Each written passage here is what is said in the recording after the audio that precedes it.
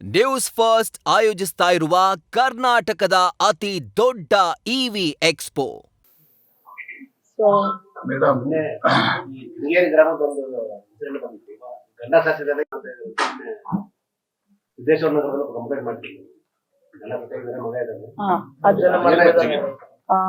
ನೋಡಿ, ಆ ತಾಯಿ ತಂದೆನೂ ಪಾಪ ಬಂದಿದ್ರು, ಸ್ಟೇಷನ್ ಹತ್ರ ಇದ್ದೆ. ಅವರು ಮುಗ್ಧರಿರಿ, ನಾವು ಒಂದೇ ಕಡೆ ನೋಡಕ್ ಹೋಗ್ಬಾರ್ದು. ಅವರು ಮುಗ್ಧರು.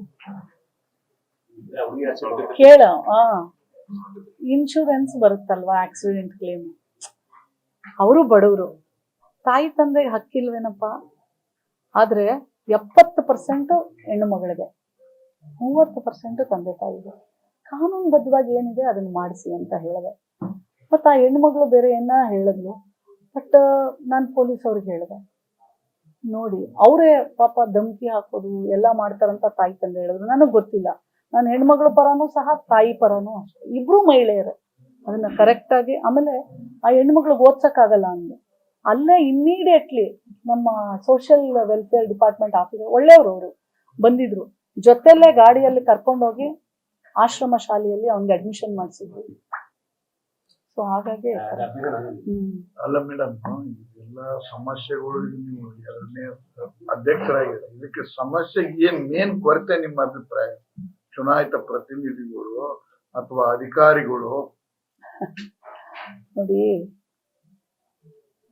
ಒಂದು ನಮ್ ಜನ ಫಸ್ಟ್ ತಿಳ್ಕೋಬೇಕು.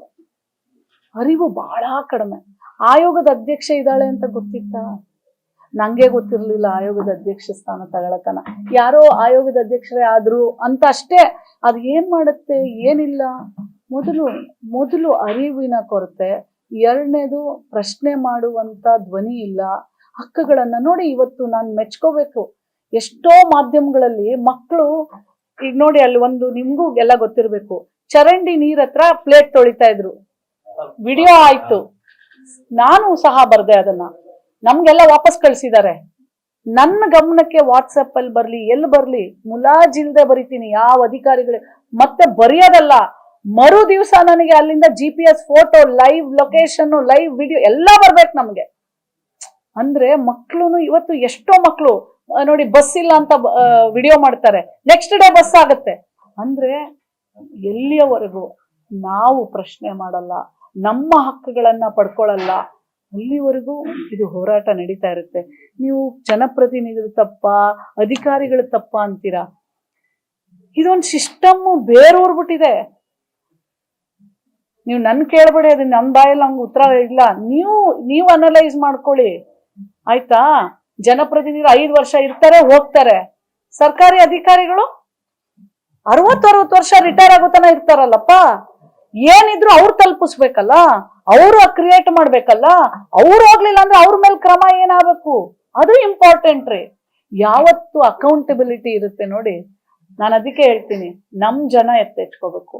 ಈಗ ನಾನು ಈಳಗ್ನೂರ್ಗೆ ಹೋಗಿದ್ದೆ, ಏನೂ ಗೊತ್ತಿಲ್ಲ ನಮ್ ಜನಕ್ಕೆ, ಏನೇನೂ ಗೊತ್ತಿಲ್ಲ. ಮತ್ತೆ ಇವರು ಸರ್ಕಾರದಿಂದ ಕಾರ್ಯಕ್ರಮಗಳು ಮಾಡ್ತಾರಲ್ಲ ಮೇಡಮ್, ಇಲ್ಲ ಅವೇರ್ನೆಸ್ ಮತ್ತೆ ಅಷ್ಟೆಲ್ಲ ಬಜೆಟ್ ಕೊಡ್ತಾರ, ಅದಕ್ಕೆ ಅದು ಎಲ್ಲಿ ಹೋಗುತ್ತೆ ನೀವು ಪ್ರಶ್ನೆ ಮಾಡ್ಬೇಕು ಅವ್ರನ್ನ. ಆಮೇಲೆ ಮೇಡಮ್, ಈಗ ನಿಮಿಷ, 2ನೇದು ಹೇಳ್ತೀನಿ ಕೇಳಿ. ಮಕ್ಕಳು ಬಸ್ಗಳು ಮೂಲಭೂತ, ಅದು ನಾವು ಮಕ್ಕಳನ್ನ ಎಜುಕೇಟ್ ಮಾಡ್ಬೇಕಂತೀವಲ್ಲ, ನಾವು ಬಸ್ ಕೊಟ್ರೆ ಅಪ್ಪ ಅಮ್ಮ ಕಳಿಸ್ತಾರೆ.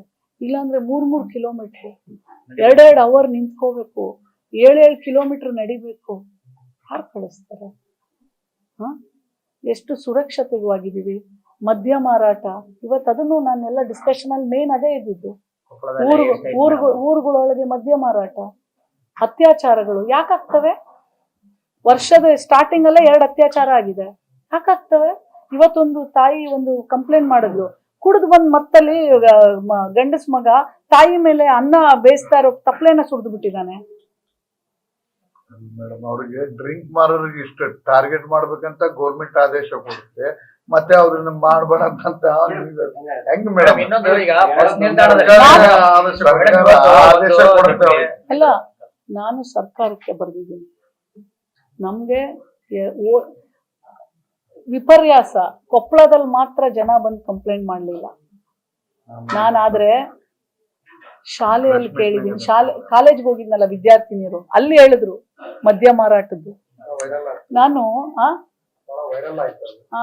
ಬಟ್ ಆದ್ರೆ ಬೇರೆ ಕಡೆ ನಾವು ಹೋಗ್ತೀವಲ್ಲ, ಎಷ್ಟು ಹಿಂಗ್ DC ಆಫೀಸಲ್ಲಿ ಮೀಟಿಂಗ್ ಇದ್ರೆ ಊರೇ ಬರ್ತೈತೆ. ಬರ್ದೇ ಇರೋದು ನಿಜವಾಗ್ಲೂ ವಿಪರ್ಯಾಸ. ಬಟ್ ನಾನು ಹೇಳೋದು ಅವೇರ್ನೆಸ್ ಮಾಡಿಲ್ಲ ಮೇಡಮ್. ನಾನ್ ಮಾಡಿದೀನಿ. ನೀವು ಅವೇರ್ನೆಸ್ ಮಾಡಿಲ್ರಿ. ಮತ್ತೆ ಯಾರೋ ಬಂದು ಕಂಪ್ಲೇಂಟ್ ಮಾಡಿದ್ರು ಬರೀ ಮಾಧ್ಯಮ ಒಳಗ ಅಷ್ಟು ಬಿಟ್ರೆ ಬೇರೆ ಕಡೆ ನೀವು ಬರ್ತೀರ ಅಂತ ಎಲ್ಲಿ ಪೋಸ್ಟರ್ ಇಲ್ಲ, awareness ಇಲ್ಲ, ಯಾವ ಕಡೆ ಇಲ್ಲ. ನೀವು ದೂರ್ ಕೊಡ್ರಿ ಅವ್ರು ಬಂದಾಗ ಅಂತ ಅನ್ನೋದನ್ನ ಯಾವ ಆಡಳಿತ ಅಧಿಕಾರಿಗಳು ಮಾಡಿಲ್ಲ. ಅದಕ್ಕೆ ಆಕ್ಚುಲಿ ಅಲ್ಲ ನಾನು ಒಂದ್ ರಿಕ್ವೆಸ್ಟ್ ಮೇಡಮ್, ಈಗ ಏನ್ ನೀವು ಇನ್ಫಾರ್ಮೇಶನ್ ಕೊಟ್ಕೊಂಡ್ಮೇಲೆ ಹಾಸ್ಟೆಲ್ ಚೆನ್ನಾಗಿದಾವಂತ ಹೇಳಿದ್ರು, 2 ಹಾಸ್ಟೆಲ್ಗೆ ಹೋಗಿದ್ದೆ ಅಷ್ಟೇ. ಅದನ್ನೇ 2 ದಿವಸ ಬಿಟ್ಟು ಯಾರಿಗೂ ಗೊತ್ತಾಗಲ್ದ ಹಾಸ್ಟೆಲ್ ಹೋಗ್ರಿ ಹೆಂಗಿರ್ತಾವೆ. ಒಂದೇ ಕ್ವಶನ್ ಏನೋ ಸರ್, ಒಂದು ಕ್ವಶನ್ ಮೇಡಮ್, ಈ ಕ್ವಶನ್ ಮೇಡಮ್ ಒಂದೇ ಕ್ವಶನ್. ಈಗ ನಾನು ಹೇಳಿದೀನಲ್ಲ, ಎಲ್ಲವೂ ನನಗೆ ಸರಿಪಡಿಸಿ ಗ್ರಾಮ ಸಭೆಗಳು, ನಾನು ಬರೀ ಅಲ್ಲೊಂದೇ ಗ್ರಾಮ ಸಭೆ ಅಲ್ಲ, ಪ್ರತಿ ಹಳ್ಳಿಗಳಲ್ಲಿ ಗ್ರಾಮ ಸಭೆ ಆಗ್ಬೇಕು, ಮಹಿಳಾ ಗ್ರಾಮ ಸಭೆ ಆಗ್ಬೇಕು, ಅವೆಲ್ಲವೂ ನಮಗ್ ಕಳಿಸ್ಕೊಡ್ಬೇಕು. ಆ ಗ್ರಾಮ ಸಭೆಯಲ್ಲೇ ಅವರ ಹಕ್ಕುಗಳು ಎಲ್ಲ ಬರುತ್ತೆ, ಮೂಲಭೂತ ಸೌಕರ್ಯ, ಶೌಚಾಲಯ, ಪ್ರತಿಯೊಂದು. ಎಷ್ಟೋ ಕಡೆ ಸಾಮೂಹಿಕ ಶೌಚಾಲಯಗಳನ್ನು ಕಟ್ಟಿದ್ದಾರೆ, ಆದ್ರೆ ಮೇಂಟೆನೆನ್ಸ್ ಇಲ್ಲ. ಬಟ್ ಮೇಂಟೆನೆನ್ಸ್ಗೆ ಗ್ರಾಮ ಪಂಚಾಯತಿಯಲ್ಲಿ ದುಡ್ಡು ಬಿಡುಗಡೆ ಆಗುತ್ತೆ. ಅದ್ ಏನಾಗ್ತಾ ಇದೆ ಅದನ್ನ ಕೇಳ್ಬೇಕಲ್ವಾ. 2ನೇದು ಸಿಒಗೆನೆ. ಮತ್ತೆ ಎಲ್ಲಾ ಹಾಸ್ಟೆಲ್ ನಾನು ಹೇಳಿದೀನಿ, ನಾನು ವಿಸಿಟ್ ಮಾಡಿರೋದು 2-3 ಹಾಸ್ಟೆಲ್.